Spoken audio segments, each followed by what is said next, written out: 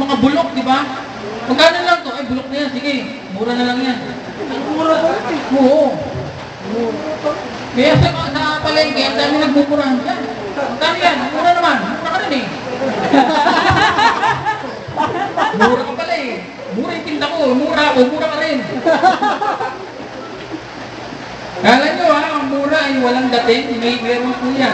Apektado ng ating buhay. Parang ganado-ganado yung mga ano natin ngayon ha. Mga knowledge seeker natin pagdating sa pagmumura. Paglabas nyo ng lugar na to, tanggalin nyo na yan, guys. Para yung blessing ni Lord at kayo ay maging punong mabuti. Kasi diyan maririnig ng ibang tao, born again Christian, nagsisimba-simba, tapos ando itong magmura. Verse ay tungkol sa ano? 5:22 Matthew. Basahin natin. Binigyan tayo ni Papa ng additional verse. 5, chapter 22. Chapter 5, 22. Ayan, sabi dito, babasahin ko na malakas, lahat ng mga may pandinig, makinig. Chapter 5, verse 22 ng Matthew, sabi dito. Sa Tagalog tayo. Para maganda.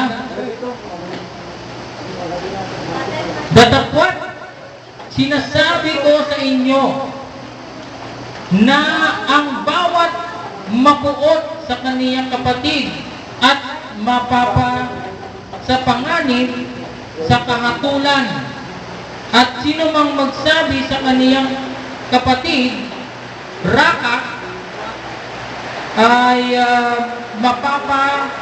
mapapanganib sa Sanhedrin at sino mang magsabi ulul ka ay mapapanganib sa impyerno ng apoy. So, ang salitang ulul ka ay isang form ng pagmumura. So, pag sinabi mo yun ng intentional sa isang tao, impyerno ka, automatic, nakasulat sa Bible. Pero, may napapanood ako mga TV show, ang salitang yun ay nagiging biro na lang. Expression na lang. Nagiging expression na lang. Pero sa Biblia, sabi, pag ginamit mo sa kapwa mo, yung salitang yun, ikaw ay sa impyerno didiretso. Nagalit na. Ayan na, nagalit na rin. Hallelujah. Maraming salamat, Panginoon, sa ulan at kami ay malamig sa lugar na ito. Amen. Kasi pag walang ulan, alam niyo, napakainit.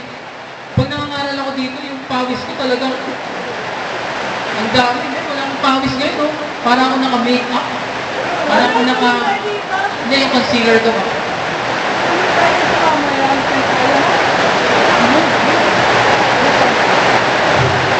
Basahin natin yung Bible natin sa Matthew 15, verse 11.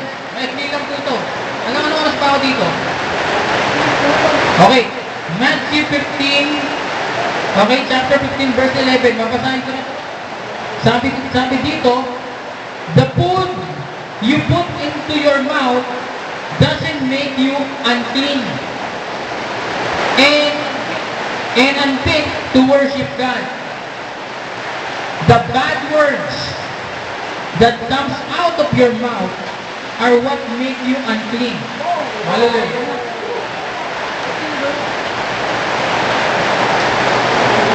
Kanina pa yung yan sila kaya?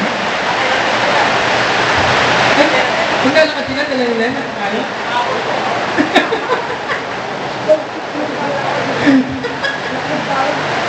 Kasya po pamilya yan eh.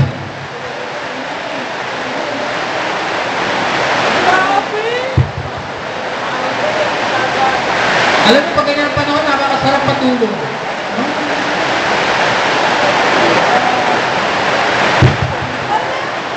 May bagyo ba?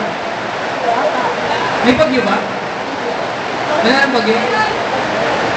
Meron daw! Meron! Bagyo? Meron daw!